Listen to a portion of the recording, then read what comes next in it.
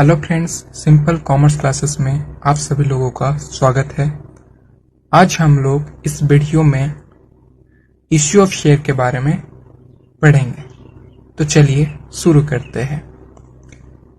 Issue of share के बारे में जानने से पहले हमें सबसे पहले शेयर के बारे में जानना बहुत जरूरी है।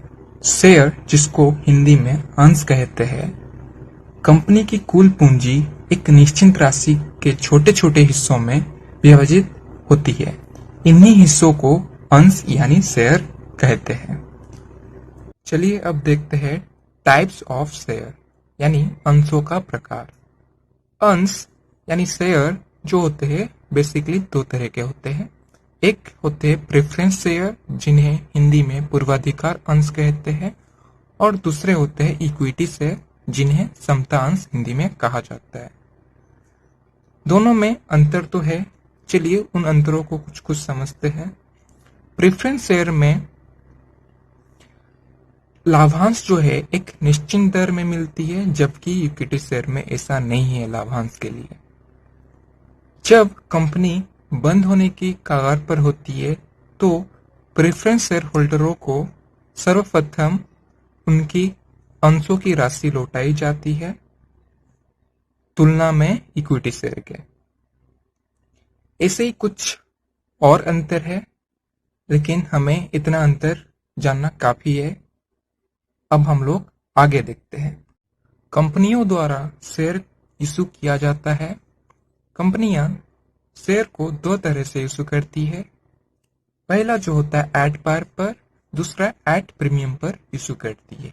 एट पार, जिसको सम मूल्य पर कहते हैं, यानी अगर एक अंश का अंकित मूल्य जो अंश के ऊपर लिखा हुआ अगर वो 10 रुपया है तो कंपनी उसको अगर 10 रुपया में ही जारी कर देती है तो उसे हम लोग शेयर का एट पर इश्यू होना कहेंगे। उसे ही अगर कोई अंश का अंकित मूल्य यानी अंश के ऊपर जो मूल्य अंकित है वो 10 रुपया है और कोई कंपनी उसे 12 रुपया में इश्यू करती है तो यहाँ जो 2 रुपया एक्स्ट्रा है वो प्रीमियम कहलाएगा, और इस प्रकार के इश्यू को एट प्रीमियम पर इश्यू करना कहेंगे। अब देखते हैं एक कंपनी अपने शेयर होल्डरों से शेयर के अमाउंट को कितने इंस्टॉलमेंट में कलेक्ट कर सकती है। मैक्सिमम नंबर ऑफ जो इंस्टॉलमेंट होता है वो 5 होता है, यानी 5 इंस्टॉलमेंट में कंपनी जो है शेयर के अमाउंट को शेयर होल्डरों से मांग सकता है, यानी उनसे कलेक्ट कर सकता है। जो फर्स्ट मनी इनको मिलती है कंपनी को वो होता है एप्लीकेशन मनी, फिर allotment money, third is first call money, fourth is second call money, and जो फाइनल होता है यानी जो फिफ्थ वाला होता है वो फाइनल कॉल मनी होता है। यानी 5 इंस्टॉलमेंट में वो मैक्सिमम इतना इंस्टॉलमेंट होता है, इतना इंस्टॉलमेंट में उसको अपने शेयर के अमाउंट को कलेक्ट कर लेना होता है। इससे ज्यादा इंस्टॉलमेंट के लिए वो नहीं जा सकता है। ज्यादा समझने के लिए अब हम लोग एक क्वेश्चन लेते हैं और उसको सॉल्व करते हैं।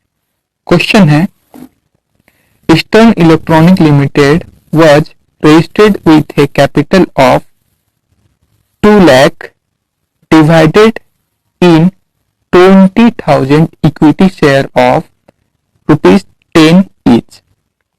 यानी 2 लाख के कैपिटल को 20,000 इक्विटी शेयर में डिवाइड किया गया। प्रत्येक शेयर 10 रुपया का था। क्या आगे, it's offer to the public all the share at par payable as 2 per share on application, यानी एप्लीकेशन पर 2 रुपया, 3 on allotment, ₹3 on allotment, 3 रुपया allotment पर, ₹3 on first call, 3 रुपये फर्स्ट कॉल पर, एंड ₹2 on final call, यानी final call पर 2 रुपया। यानी यहाँ 4 इंस्टॉलमेंट में टोटल पेमेंट हुआ है। ऑल शेयर वेयर सब्सक्राइब, यानी सभी शेयर पर एप्लीकेशन मनी आ गया है, सब्सक्राइब हो गया है by the public and payments were duly received, pass necessary journal entry, हमें जनरल एंट्री पास करना है।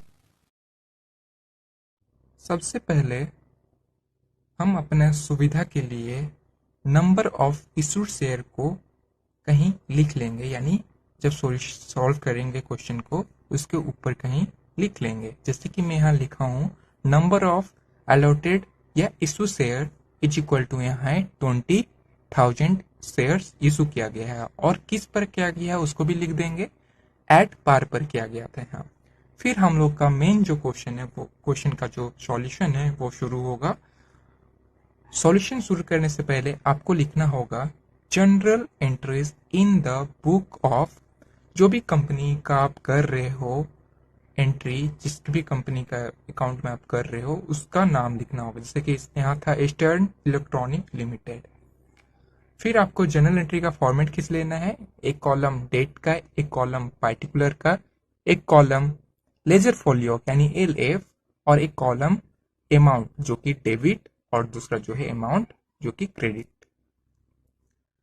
सबसे पहले जो एंट्री होता है वो होता है bank account debit to equity share application account. Being, narration आप ऐसे लिखिएगा, being application money received on 20,000 share at the rate 2 per share. ये आपका क्वेश्चन में दिया हुआ है कि एप्लीकेशन मनी जो है कितने रुपया का है, आपको क्वेश्चन में मिल जाएगा। क्वेश्चन में जैसे कि 2 रुपया दिया हुआ था और total number of issued share 20,000 था, तो हम लोग का अमाउंट क्या हो जाएगा 20,000 मल्टीप्लाई बाई 2, जो कि 40,000 डेबिट में और क्रेडिट में भी 40,000। उसी तरह इसी का एक और एंट्री होगा, यानी एप्लीकेशन मनी के लिए और एक एंट्री होगा। याद रखिएगा हर कॉल के लिए 2 एंट्री होता है जनरल। दूसरा जो एंट्री है इसका ऐसे होगा, आप जो क्रेडिट किए हो इक्विटी शेयर एप्लीकेशन को, यहाँ इसको डेबिट कर दे, यानी equity share application account debit, जितना रुपया से आप इसको क्रेडिट किए थे उतने ही रुपया से आप इसको डेबिट भी कर देंगे। और 2 क्रेडिट क्या होगा, 2 इक्विटी शेयर कैपिटल अकाउंट, उसके सामने भी आप 40,000 अमाउंट लिखिएगा। इसका नरेशन कुछ ऐसा होगा, application money transfer to share capital account. जो पहला एंट्री हुआ था वो एप्लीकेशन मनी रिसीव होने का हुआ था, दूसरा जो है इस मनी को शेयर कैपिटल में ट्रांसफर होने का होता है। फिर अलॉटमेंट का देखते हैं। अलॉटमेंट में जैसे कि देख सकते हैं पहला जो एंट्री होगा वो ड्यू होने का होता है, क्योंकि जब शेयर एप्लीकेशन जनता से कंपनी को मिल जाता है तब जो है दूसरा इंस्टॉलमेंट कंपनी जनता से मांगती है, तो उसी को बोलते हैं ड्यू करना। तो इसमें जो एंट्री होता है वो होता है equity share allotment account debit to equity share capital. ठीक है, और इसका नरेशन ऐसे होगा, being allotment money due on 20,000 shares at the rate 3 rupees per share, यानी 3 रुपया करके अलॉटमेंट में मांगा गया है जनता से, और कितना टोटल शेयर है 20,000 शेयर से। अब देखिए इन दोनों को मल्टीप्लाई करके अमाउंट लिख लेंगे, यानी 3 रुपीज मल्टीप्लाई बाई 20,000, तो ये हो गया आपका 60,000, और डेबिट में उसको और क्रेडिट में भी उसी 60,000 को ही लिखना है। फिर इसका और एक एंट्री होगा अलॉटमेंट का, जैसे कि आपको बोले थे हर कॉल का 2 एंट्री होगा जनरल में। Bank account debit to equity share allotment account, being allotment money receive, यानी जब अलॉटमेंट ड्यू होता है जनताओं के ऊपर, तो जनता जो है यानी जो शेयर होल्डर होते हैं कंपनी के, वो बैंक में पैसा जमा कर देते हैं, जिस कारण बैंक बैलेंस बढ़ता है और उसे हम लोग डेबिट करते हैं। फिर to equity share allotment account, जो हम लोग पहले डेबिट किए हुए होते हैं उसको क्रेडिट करके खत्म कर देते हैं, क्योंकि अब तो ड्यू नहीं रहा ना इसलिए। और इसका नरेशन हो जाएगा, बीइंग अलॉटमेंट मनी रिसीव्ड, और इसका अमाउंट जो आप ऊपर था वही अमाउंट होगा। नेक्स्ट है equity share first call account debit to equity share capital account, यानी ये जो है फर्स्ट कॉल मनी ड्यू होने का एंट्री है। जैसे अलॉटमेंट मनी ड्यू होता है शेयर होल्डरों के ऊपर, वैसे ही फर्स्ट कॉल मनी भी ड्यू होता है शेयर होल्डरों के ऊपर। तो उसका भी 2 एंट्री होगा। ये पहला एंट्री है, क्या है? Equity share first call account debit to equity share capital account. और नरेशन में क्या लिखना है? First call money due on 20,000 shares at the rate 3 per share, यानी ये भी 3 रुपया करके शेयर होल्डरों से मांगा गया था। तो टोटल अमाउंट क्या हो जाएगा? 20,000 शेयर से और 3 रुपीज करके है, तो इसको मल्टीप्लाई करेंगे तो 60,000 आएगा, जो कि हम लोग अमाउंट के कॉलम में डेबिट और क्रेडिट में लिख देंगे। फिर इसी का ही दूसरा जो एंट्री हो जाएगा सेम टू सेम, लेकिन खाली आप फर्स्ट कॉल लिखिएगा, क्योंकि पिछले वाला जो था वो अलॉटमेंट का था, अभी जो है वो फर्स्ट कॉल का है। तो bank account debit to equity share capital share first call account. Okay, इसका भी अमाउंट सेम रहेगा 60 और 60,000। बीइंग नरेशन हो जाएगा being first call money receive. अब फोर्थ और फाइनल कॉल मनी ड्यू होने का एंट्री होगा, क्या होगा? Equity share final call account debit. देखिए यहाँ फर्स्ट कॉल, यहाँ फाइनल कॉल, ये तो सेकंड कॉल होना चाहिए, लेकिन ये लास्ट है इसलिए हम लोग उसको फाइनल कॉल लिखेंगे। ठीक है, तो equity share final call account debit to equity share capital account. और इसका नरेशन क्या होगा? Final call money due on 20,000 shares at the rate 2 per share. ये आपका क्वेश्चन में दिया हुआ है, 2 रुपया पर शेयर जो फाइनल कॉल अमाउंट होगा वो मांगा जाएगा, तो इसीलिए ये 2 पर शेयर हो गया।